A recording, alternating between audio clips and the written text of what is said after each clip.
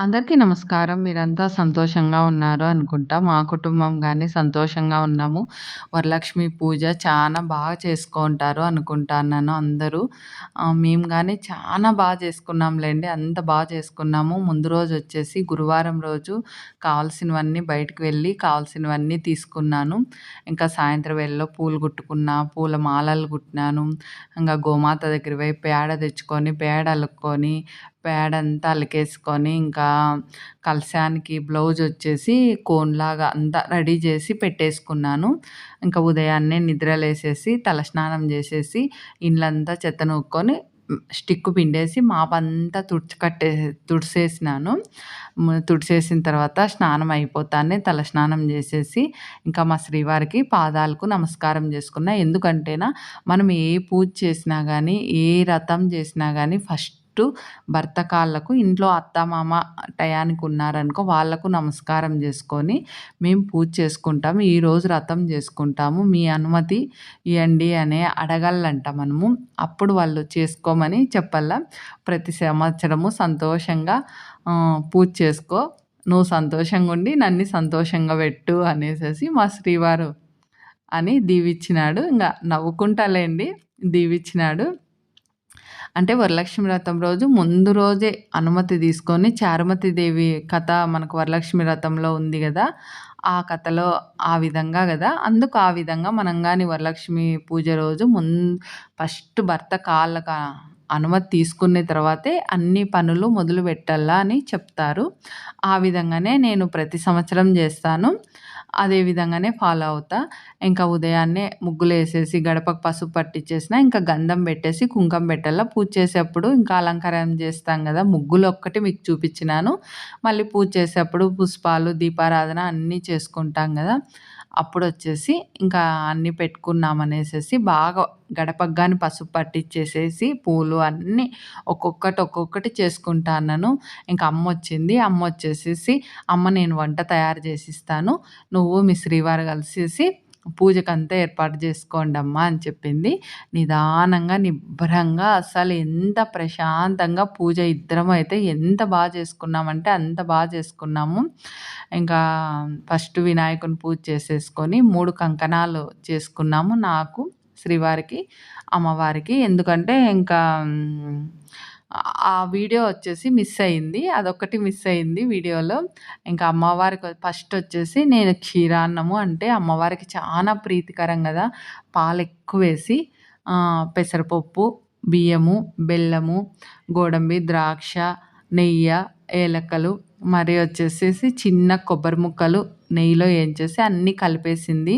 క్షీరాన్నం అయితే అమృతంలాగుందిలెండి. అంత టేస్టీగుంది. మళ్ళీ నిమ్మకాయ చిత్రాన్నం చేసింది. రసము, అన్నము, చెనుగులు ఈ విధంగా చేసేసి అన్నీ అమ్మవారికి పాలు కాంచేసి అన్నీ నైవేద్యము ఈ విధంగా పూలతో అష్టోత్తరాలు అమ్మకు, స్వామికి, అమ్మకు ఇద్దరికీ అష్టోత్తరాలు చదువుకొని మళ్ళీ మణిదీపవర్ణం చదువుకొని మళ్ళీ చారుమతి దేవి కథ గాని చదువుకొని కథ అయితే మా శ్రీవారు చదివినారు. ఇంక అందరూ భక్తి శ్రద్ధలతో కథ అందరము ఇనేసినాము. ఎందుకంటే చారుమతి తల్లి, ఆ తల్లి కథ మనమందరం తప్పకుండా వరలక్ష్మి వ్రతం రోజు వినాల గదా! ఆ కథ గాని వినేసి ఈ విధంగా పూజ అసలైతే ఎంత అద్భుతంగా లక్ష్మీనారాయణుడు ఎంత బాగా చక్కగున్నారంటే అంత చక్కగున్నారు. నాకు ప్రతిరోజు నేను వెండిది రూపం పెడతా గదా! కలశానికి. నాకెందుకో వరలక్ష్మి వ్రతం రోజు లక్ష్మీనారాయణుడు యెల్లో కలర్ ఇట్లా ఈ రూపంలో పెట్టుకొని పూజ చేసుకోవాలంటే చానా ఇష్టము. అందుకు నాకెందుకో నేను అప్పటి నుంచి ఇవే మట్టివే ముందు నుంచి నాకు అమ్మవారి రూపం ఒక్కసారో, 2 సార్లో లేదంతే. నా వివాహం అయినంక ఆ తర్వాత నేను తెచ్చుకున్నాను. కానీ ప్రతి వరలక్ష్మి వ్రతంకు ఈ రూపాలు పెట్టుకుంటాను. అప్పుడు డైలీ మటుకు ఆ రూపం పెడతా. డైలీ పెట్టేది మీరు చూసింటారు గదా! ఆ విధంగా పెట్టుకుంటాను. ఎంత జరిగిందంటే పూజ అంత జరిగింది. కూర్చొని బాగా అమ్మవారికి, స్వామికి అష్టోత్తరాలు చదివేసి, మణిదీపవర్ణం చదివేసి, పూజ అంతా చేసుకొని, హారతి ఇచ్చేసి, తర్వాత వచ్చేసి సాంబ్రాణి ధూపం ఇండ్లంతా ఏసేసినాను. అమ్మ వచ్చేసి పూర్ణం బూరెలు చేస్తాంది. ఇంకా ఇవన్నీ ఏసేసి నిమ్మలంగా ప్రశాంతంగా టాబ్లెట్ ఏసుకొని కొంచెం స్వామి దగ్గర, అమ్మవారి దగ్గర ప్రసాదం ఉంది గదా! అది కాస్త తినేసి రెస్ట్ తీసుకుంటాన్నాను. అమ్మ వచ్చేసేసి పూర్ణం బూరెలు గాని చేసేసింది. ఇంకా నాన్నొచ్చినాడు. నాన్నొచ్చేసి కొంచెం లేట్‌గా వచ్చినాడులెండి. ఈ విధంగా అవ్వ కనపడలేదే అనేసి మీకు డౌటొస్తుంది. అవ్వకొచ్చేసి ముందు రోజు వాళ్ళ అమ్మ, నాన్న కలలోకొచ్చినారంట. అందుకు అవ్వొచ్చేసి అవ్వ పుట్టినిల్లు ముదుగుబ్బ. వరలక్ష్మి వ్రతం రోజు నేను ముదుగుబ్బకు పోతాన్నానమ్మా అనా. "అవ్వ ఈరోజు పూజుంది గదవ్వ రేపు పోదువులే శనివారం రోజన్నా." "లేదు లేదు నాకు రాత్రి మా అమ్మ, మా నాన్న కల్లేకొచ్చినారు. నేను పొయ్యి టెంకాయ కొట్టుకొనొస్తాను. తాత, అవ్వ ఇద్దరు కాలం చేసినారులెండి. టెంకాయ కొట్టుకొనొస్తాను" అనేసేసి అవ్వ అనింది. ఇంగ సరేలే అనేసేసి ఇంగ అవ్వ ఏదన్నా అనుకుంటే ఖచ్చితంగా తప్పకుండా చెయ్యాల. అప్పుడే చెయ్యాల. ఇంక అవ్వ బయలుదేరి ఊరికెళ్ళింది. మళ్ళీ సాయంత్రానికి ఇంటికొచ్చిందిలెండి. అందుకు అవ్వ కనపడలేదు. ఇంక పూజ అంతా అయిన తర్వాత బాగా ప్రదక్షిణ చేసి స్వామి, అమ్మవారిని నమస్కారం చేసుకొని అసలైతే మేమిద్దరం ఒకటేసారి ప్రదక్షిణ చేసేకి మాకు కొంచెమే ప్లేస్ ఉందక్కడ. అందుకు ఒక్కొక్కరు ఒక్కొక్కసారి చేస్తాన్నాము.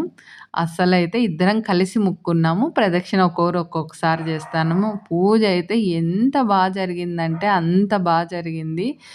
అస్సలైతే ఆ స్వామి, అమ్మవారి కల్లా మెట్ల పైన కూర్చొని ఎంతసేపు ఇట్లే చూస్తా కూర్చున్నాను. అంతసేపు కూర్చున్నాను.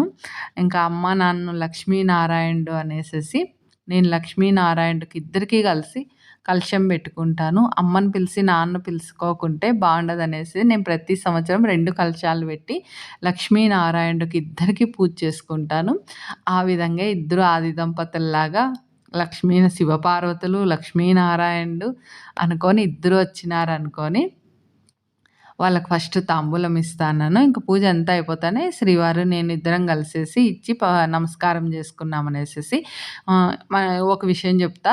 మనము పసుపు పట్టించేప్పుడు ఇంకా ఫస్ట్ పట్టిస్తా ఉండేది అమ్మకే. నేనైతే ఉదయాన్నే గిన్నెలో కలుపుకొని పట్టించేసుకున్న. ఆ గిన్నె గాని కడిగేసినాను. ఇంకా మరి అమ్మకు తాంబూలం ఇచ్చేప్పుడు ఫస్ట్ అమ్మకే పసుపు కలిపిండేది గిన్నెలో. అందుకు ఫస్ట్ చెక్కులు కానీ, చేతులు కానీ మళ్ళీ కాళ్ళకు పట్టించినాను. మనం కాళ్ళకు పట్టించినంక వేరే వాళ్ళకు మొహానికి పట్టియకూడదు ఎప్పుడే గానీ. కాళ్ళకు పట్టించింది మొహానికి పట్టియకూడదు, చేతులకు పట్టియకూడదు. కాళ్ళకు పట్టించింది కాళ్ళకే పట్టియాల. ఆ విధంగా ఒట్టి పసుపైనా పట్టించుకోవచ్చు మొహానికి, చేతులకు అంతా. కానీ కాళ్ళకు పట్టించే పసుపు మొహానికి పట్టియకూడదంట. నాకు తెలిసిన విషయం మీకు చెప్తాన్నాను. ఈ విధంగా అమ్మకంతా కాళ్ళకు, చేతులకు, మొహానికి పసుపు పట్టించేసేసి ఇంకా ఆయన, నేను ఇద్దరము అమ్మకు బొట్టు పెట్టి, నాన్నకు బొట్టు పెట్టి, మా వారు నాన్నకు విష్ణుమూర్తి అనేసి బొట్టు పెట్టి, అమ్మకు లక్ష్మీదేవి అనేసేసి ఈ విధంగా పెట్టి, అమ్మకు, నాన్నకు తాంబూలం ఇచ్చి ఇద్దరికీ నమస్కారం చేసుకున్నాము. అక్షింతలేసి మాకు దీవిచ్చినారు. ఆ విధంగా మా పూజ అయితే సంపూర్ణంగా అసలు లక్ష్మీనారాయణుడు పూజ ఎంత జరిగిందంటే అంత జరిగింది. ఇంతకన్నా ఆనందం ఏం కావాల. మా శ్రీవారైతే మా జ్యోతి ఉండే దాంట్లో చక్కగా చేసుకుంటుంది పూజ అని చెప్తే, అంతకన్నా భర్త పొగిడితే ఇంకేముంది. ఏదున్నా లేకున్నా సర్దుకుంటుంది అననే. ఈ శారీ నేను కట్టుకున్నానే. శారీ గురించి చెప్తా. ఈ శారీ వచ్చేసి లాస్ట్ ఇయర్ వరలక్ష్మి వ్రతంకు తెచ్చుకున్నాను. కానీ సంవత్సరమైనా నేను కట్టుకోలేదు. బ్లౌజ్ గాని కుట్టించుకోలేదు. అట్లుంటుంది నాతో. ఎందుకంటేనా కుట్టించుకుందాం అనుకున్నాను. వరలక్ష్మి వ్రతమే వచ్చేసింది. అందుకు ప్లెయిన్ బ్లౌజ్ ఉంటేనా ఏసేసుకున్నాను. అట్లా ఏదున్నా గానీ సర్దుకొని పోతాను. అందుకు మా వారికి నేనంటే చాలా ఇష్టం లేండి. ఆ విధంగా మా వారు గాని పొగిడినాడు ఆ రోజు. అంతకన్నా ఏం కావాల. అమ్మ, నాన్న దీవెనలు. మళ్ళీ సాయంత్రం వచ్చి అవ్వ గాని దీవిచ్చింది. అమ్మ ఈ కమ్మలొచ్చేసి నేను తెచ్చుకొని 3 నెలలయింది. కానీ అమ్మోళ్ళు తీసిచ్చినారు. కానీ నేను ఈటికి తెచ్చుకోలేదు. వరలక్ష్మి వ్రతం రోజు ఇద్దామనేసేసి ఈరోజు ఇచ్చినారు. ఇంకా పెట్టుకోలేదు నేను గానీ. అమ్మొచ్చేసి లేట్‌గా బూరెలు చేసింది గదా! ఈ విధంగా పూర్ణం బూరెలు గాని చేసింది. ఇంక మళ్ళీ అమ్మవారికి సమర్పించేసి నేను అప్పటికి టాబ్లెట్స్ ఏసుకొని కమ్మలు అన్నీ తీసి పెట్టేసి టాబ్లెట్స్ ఏసుకొని రెస్ట్ తీసుకుంటా అంటే ఇంక అమ్మ ఇచ్చింది. పోయి పూజ గదిలోకి పోయి అమ్మవారికి సమర్పించేసి మళ్ళీ తీసుకొని సాయంత్రం వేళలో వీళ్ళ ముగ్గురిని పిలిసి ఇంకా అమ్మ, నాన్నకు ఇద్దరికి వీళ్ళ ముగ్గురికి 5 మందికి తాంబూలం ఇచ్చినాను. మరొక వీడియోలో మనం కలుద్దాం.